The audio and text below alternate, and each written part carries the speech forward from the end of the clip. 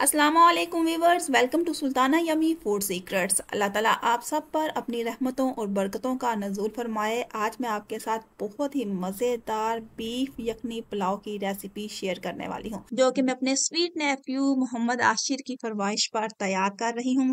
Hopefully मेरे viewers को आज की ये रेसिपी बहुत पसंद आएगी। कमेंट बॉक्स में अपनी राय का इजहार ज़रूर करिएगा। मेरे नए व्यूवर्स मेरे चैनल को ज़रूर सब्सक्राइब कर दें। इसके साथ ही बेल का बटन भी प्रेस कर दिया करें ताकि सबसे पहले मेरी वीडियो अब तक पहुंचे। चलें स्टार्ट करते हैं बीफ यखनी पुलाव की रेसिपी। तो जनाब, इसके लिए मैंने ले लिया है 1.5 kg बोनलेस बीफ, जो कि खूब अच्छी तरह मैंने धो के साफ कर लिया है। इसे अब हम प्रेशर कुकर में डालेंगे। एक मीडियम साइज का प्याज कटा हुआ और लहसुन के जवे वो हम इसमें शामिल कर देंगे। साबुत मसालों में बादबान के फूल, लौंग, दालचीनी के टुकड़े, छोटी इलायची, बड़ी इलायची, ब्लैक पेपर, जायफल, जवतरी और तेजपात हमने ये शामिल कर देने हैं। ये वाला मैंने मग लिया है, इससे मैंने 3 मग पानी इसमें शामिल कर देना है, क्योंकि मैंने 1.5 मग जो है ना वो चावलों का लिया है।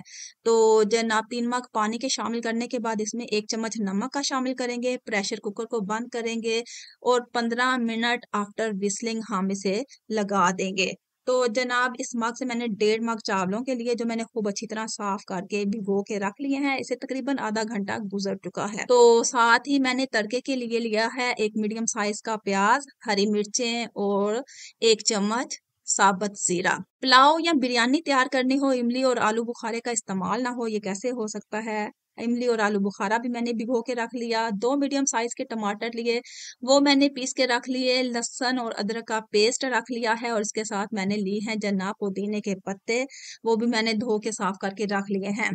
तो गोश्त हमारा गल चुका है। यखनी हम अलहदा कर लेंगे और गोश्त हम जो है ना वो अलहदा कर लेंगे। किसी बर्तन में इसे निकाल लेंगे। अच्छा, जितने भी साबुत मसाले मैंने प्रेशर कुकर में डाले थे, गोश्त को गलाते वक्त डाले थे, वो उतने सारे के सारे मसाले जो है ना वो आपने निकाल लेने हैं, क्योंकि उसका टेस्ट ऑलरेडी यखनी और गोश्त में रच बस चुका है। एक्स्ट्रा हमें इसकी जरूरत नहीं है, इसलिए हम ये निकाल लेंगे ताकि मुंह में आके ये पुलाव का या बिरयानी का जायका जो है ना किरकिरा ना हो। तो ये देखें, गोश्त हमारा तैयार हो गया है, इसे हम रखते हैं साइड पे। तो जनाब, देगची में हम डालते हैं हस्बे ज़रूरत घी। घी आपने कम यूज करना है, क्योंकि यखनी में ऑलरेडी फैट मौजूद है। तो एक मीडियम साइज का हम प्याज इसमें शामिल करते हैं।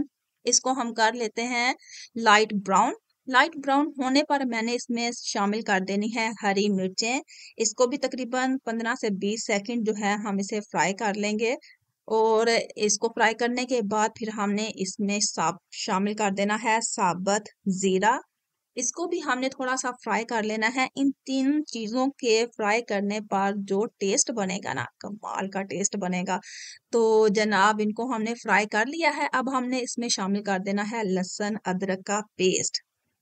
ये हम शामिल करेंगे और देगची को 15 से 20 सेकंड के लिए ढाँप देंगे। मसाले को मिक्स करेंगे खूब अच्छी तरह और इसको खूब अच्छी तरह मिक्स करने के बाद हमने इसमें शामिल कर देना है टमाटर का पेस्ट। टमाटर के पेस्ट की खूब अच्छी तरह भुनाई कर लेनी है ताकि टमाटर खूब अच्छी तरह गल जाए। तो जब टमाटर खूब अच्छी तरह गल जाए, अपना रंग जो है वो छोड़ जाए, तो इसके बाद आपने इसमें बाकी के मसाले शामिल कर देने हैं। मसालों में जनाब मैंने ली है 2 चम्मच नमक का, 2 चम्मच जो है चिली फ्लेक्स के, 1.5 चम्मच मैंने भुना हुआ धनिया और 1 चम्मच जो है मिक्स मसाला लिया है। ये तमाम मसाले इस पॉइंट पे शामिल कर देने हैं। इनको खूब अच्छी तरह मिक्स कर लेना है। देखें, इसमें घी बिल्कुल भी ज्यादा नहीं है और ना ही होना चाहिए। ओके जी। तो जनाब, ये लें, हमारे मसाले भी तकरीबन तकरीबन फ्राई हो चुके हैं। अब हम इसमें शामिल कर देंगे यहाँ पे गोश्त को, और गोश्त को तकरीबन 2 मिनट इसकी खूब अच्छी तरह भुनाई करनी है ताकि मसालों का जो टेस्ट है ना वो गोश्त में रच बस जाए। तो जनाब, ये देखें, गोश्त की भी खूब अच्छी तरह भुनाई हो चुकी है और गोश्त खूब अच्छी तरह गला हुआ है, खड़ा खड़ा बिल्कुल भी नहीं है। ये मैं आपको चेक करवाती हूँ कि इसकी क्या कंडीशन है। ये देखें, ये लिया हमने पीस और ये चेक करें, ये देखिए खूब अच्छी तरह गला हुआ। लेकिन ऐसा भी नहीं है कि ये हम बिरयानी या कुछ भी तैयार करें तो जनाब ये घुल सा जाए, ऐसा नहीं है। तो ये देखें जनाब, इसकी भुनाई खूब अच्छे तरीके से हो चुकी है। अब हम इसमें शामिल कर देंगे इमली आलू बुखारे का पल्प। आप इसके सीड्स निकालना चाहते हैं तो निकाल लें, नहीं निकाल लें तो ना कोई मसला नहीं है, ऐसे ही आप इसमें शामिल कर लें। तो इसको खूब अच्छी तरह मिक्स कर लेंगे। मिक्स करने के बाद फिर हमने इसमें 3 मग जो हैं वो यखनी के शामिल कर देने हैं, जो कि हमने गोश्त को कुक करते वक्त पानी ऐड किया था माप के 3 मग, तो वही 3 मग हमने इस पॉइंट पे शामिल कर देने हैं। बाहर से कोई पानी हमने इसमें ऐड नहीं करना, क्योंकि ऑलरेडी हमने मेजर करके पानी जो है ना वो गोश्त में शामिल किया हुआ था। तो बस तमाम मसालों को मिक्स करेंगे। इस पॉइंट पे आपने नमक को चेक कर लेना है, अगर नमक कम हो तो इस पॉइंट पे आप इसमें नमक शामिल कर सकते हैं। डेगची को ढाँप देंगे, बॉयल आने देंगे। बॉयल आने पर हमने इसमें शामिल कर देने हैं जनाब भिगोए हुए चावल, वो हम इसमें शामिल कर देंगे। तो मेरे नए व्यूवर्स मेरे चैनल को ज़रूर सब्सक्राइब कर दें, वीडियो अच्छी लगे तो वीडियो को ज़रूर लाइक करिएगा। मेरे चैनल की हौसला अफजाई करते रहा करें ताकि मैं आपके लिए अच्छी अच्छी आसान सी वीडियोस लेकर आती रहूं। तो मेरे चैनल के साथ कनेक्टेड रहने का बेहद शुक्रिया। तो ये लें जनाब, हमने चावल डाल लिए हैं, खूब अच्छी तरह मिक्स कर लेना है और इनको हमने कुक कर लेना है 3 से 4 मिनट। तो इसको हम फिलहाल ढाँप लेते हैं ताकि चावल जो है ना जल्दी से कुक हो जाए। ये देखें बॉयल आने लग गया है और चावल कुक होना शुरू हो गए हैं।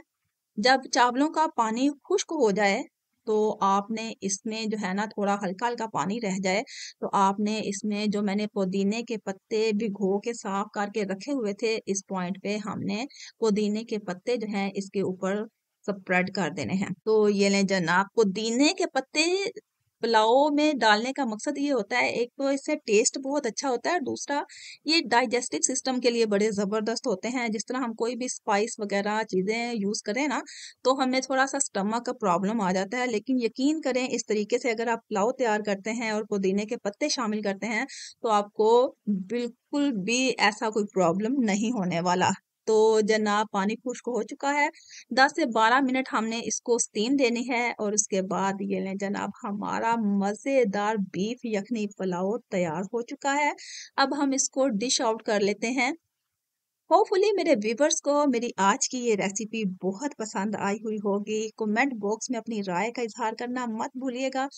अपना और अपने प्यारों का ढेर सारा ख्याल रखिएगा। मिलते हैं एक अच्छी सी यूनिक सी सिंपल सी रेसिपी के साथ, तब तक के लिए अल्लाह हाफिज।